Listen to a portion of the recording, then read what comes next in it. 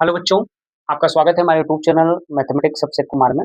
प्यारे बच्चों, हम लोग बेसिक मैथ पढ़ रहे हैं और बेसिक मैथ में आज का जो टॉपिक है वो आरोही क्रम और अवरोही क्रम है, जिसमें इंग्लिश में लिखा गया है असेंडिंग ऑर्डर और डिसेंडिंग ऑर्डर। कहते हैं कि मतलब ये होता है कि आरोही क्रम क्या होता है, अवरोही क्रम क्या होता है।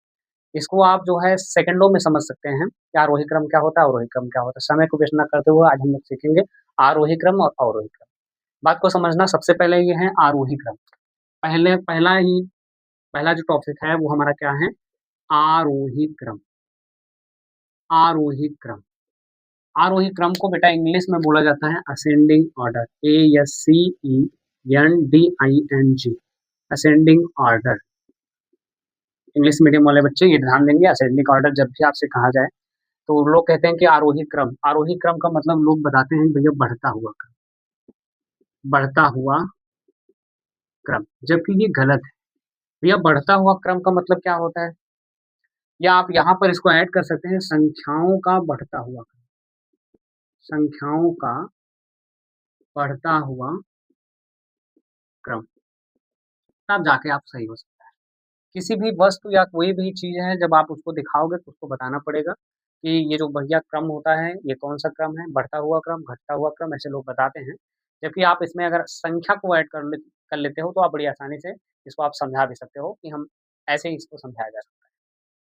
देखिए, शुरुआत में ही आपको गिनतियों के बारे में बताया गया कि हमारे भारत में या हमारे यहाँ जो पहले सबसे पहले गिनतियों का निर्माण कब हुआ था, फिर क्या आया, इसके बाद हम उसको भारतीय संख्या पद्धति या अंतर्राष्ट्रीय संख्या पद्धति में कैसे पढ़ते हैं, इसके पहले वाले वीडियो में जोड़, घटाव, गुणा, भाग, फिर दशमलव के बारे में हम लोग सीखें। आज का जो टॉपिक है वो हमारा है आरोही क्रम। आरोही क्रम को समझने से पहले आप इतना ध्यान दीजिए कि आरोही क्रम आपको बिल्कुल समझ में आएगा, सिर्फ आप ध्यान दीजिए कि संख्याओं का बढ़ता हुआ क्रम। अगर आपसे कहा जाए कि संख्याओं का बढ़ता हुआ क्रम, या आप एग्ज़ाम्पल में कुछ अगर बताना चाहो कि जैसे सर आपके सामने ये मान लीजिए एक पेड़ है, जैसे मान लीजिए ये आपका छत है, ये मान लीजिए आपका छत है। अब छत पे ये जो ऐसे आप चढ़ रहे हैं, इस पे जो ये सीढ़ी बनी हुई है। अब आपके सामने ये आपकी सीढ़ी है। मान लीजिए इससे आप चढ़ना प्रारंभ कर रहे हैं, तो छत की तरफ आप बढ़ रहे हैं, आगे की तरफ बढ़ रहे हैं, छत आपका ऊपर है, मान लीजिए यहाँ। तो ये नीचे जो पहला सिरा है, ये सबसे छोटा होगा, फिर और ऊँचाई पे पहुँचेंगे और बड़ा, फिर उससे बड़ा, फिर उससे बड़ा, फिर उससे बड़ा। या आप प्रेयर के समय आप विद्यालय में खड़े होते होंगे, तो आपके सामने या आपके टीचर जो रहते होंगे, वो कहते होंगे, "भैया सबसे छोटा जो बच्चा होगा वो आगे, उससे जो बड़ा बच्चा होगा उसके पीछे।"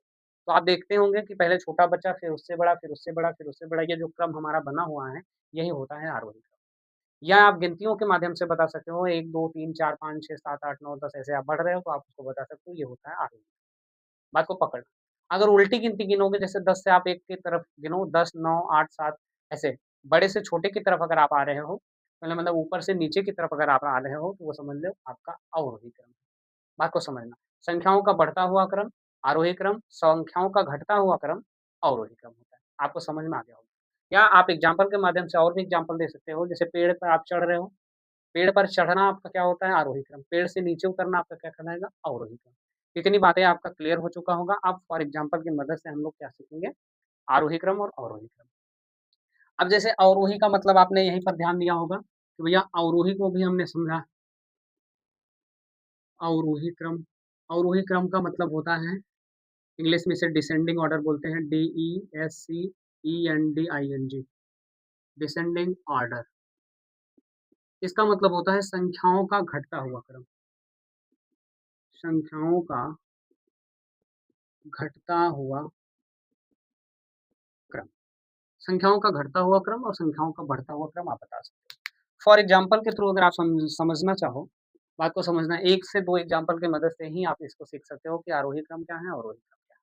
जैसे मान लीजिए आपके सामने, अच्छा, अब यहाँ से आपको समझ में आ गया होगा कि आरोही क्रम का मतलब होता है संख्याओं का बढ़ता हुआ क्रम, अवरोही का मतलब होता है संख्याओं का घटता हुआ क्रम। एग्ज़ाम्पल एग्ज़ाम्पल के बेस पे अगर आप बताना चाहो तो आप बता सकते हो, सर पेड़ पर चढ़ना हमारा क्या कहलाता है, आरोही क्रम, पेड़ से नीचे उतरना हमारा क्या कहलाएगा, अवरोही क्रम।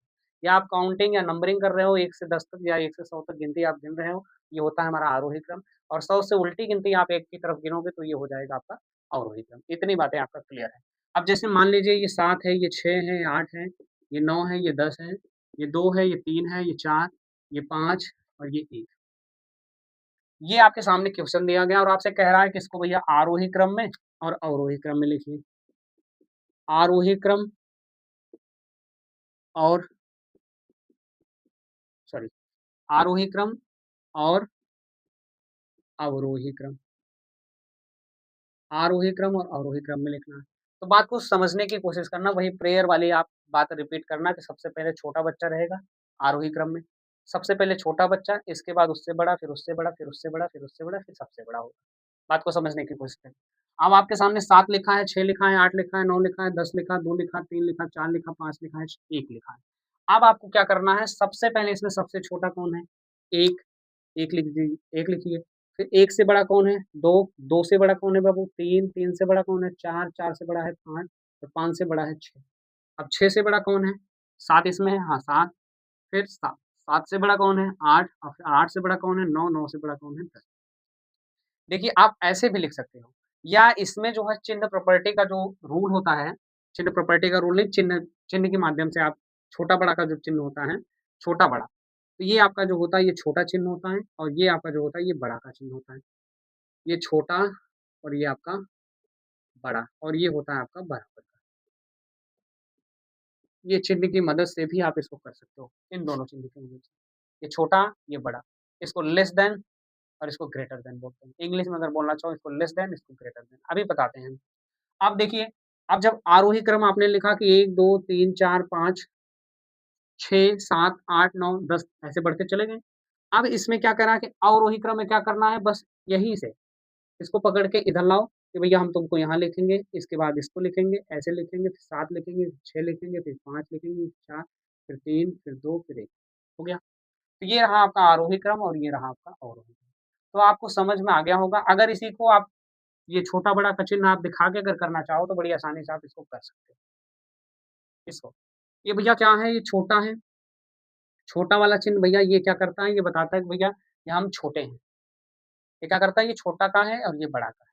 ये बताता है कि भैया हम बड़े हैं, बड़ा है। ये अपने आप को बता रहा है कि मैं बड़ा हूँ, तो बड़ा वाला ऐसे लगा सकते हो, ऐसे-ऐसे लगा सकते हो। इसका जो मुख है वो दाईं तरफ खुला होता है और छोटे का जो मुख होता है वो बाईं तरफ खुला होता है। बात को समझना है। इसलिए इसको लेस देन, इसलिए इसको ग्रेटर देन बोला जाता है, और ये आपका बराबर का चिन्ह है। तो इतनी बातें आपको समझ में आ गया होगा। बड़ी आसानी से आप लोगों ने सीखा कि आरोही क्रम और अवरोही क्रम क्या होता है, और इसको बड़ी आसानी से आपने समझ लिया। फॉर एग्ज़ाम्पल के थ्रू अगर और भी आगे आप समझना चाहो तो इसको आप बता सकते हो। असेंडिंग ऑर्डर और डिसेंडिंग ऑर्डर में जैसे 12 हो गया, 10 हो गया, 14 हो गया, 18 हो गया, 20 हो गया, 24 हो गया। आपके सामने यही लिखा गया है। इसको आरोही क्रम और अवरोही क्रम में लिखना है। आरोही क्रम में लिखना है हमको और अवरोही क्रम में। बात को समझना। आरोही क्रम में सबसे पहले छोटा कौन है? इसमें 12 है, 10 है, 14 है, 18 है, 20 है, 24। 10 सबसे छोटा। 10 लिखिए, 10 से बड़ा 12, 12 से बड़ा 14, 14 से बड़ा 18, 18 से बड़ा 20, 20 से बड़ा होता है आपका 24। आपने लिखा, ये हमारा सबसे छोट, फिर इससे बड़ा, फिर इससे बड़ा, फिर इससे बड़ा, फिर इससे बड़ा, फिर इससे बड़ा। आई बात समझ में? देखिए, इसमें छोटा-बड़ा का चिन्ह आप लगा सकते हो। हमने बताया कि ये अगर देखिए, ये जो आप ना समझ पाओ तो इसको आप समझना, बाएँ हाथ का जो ये फिगर ये बन रहा है, ये आपका लेस देन है, लेफ्ट हैंड साइड की तरफ है, और ये आपका ग्रेटर देन है, दाहिने हाथ की तरफ। इसको आप छोटा-बड़ा का चिन्ह आप बता सकते हो कि भैया ये बाईं तरफ का जो मुख खुला हुआ है, वो हमारा छोटा है, और दाईं तरफ का जो मुख खुलेगा वो हमारा बड़ा है। तो इतनी बातें आपका क्लियर हो चुका होगा। और अवरोही क्रम अगर आप लिखना चाहो, बस इसकी पूँछ पकड़ो, बस यहाँ से लिखना चालू कर दो। 24 हो गया, 20 हो गया, 18 हो गया, 14 हो गया, 12 हो गया, ये हो गया 10।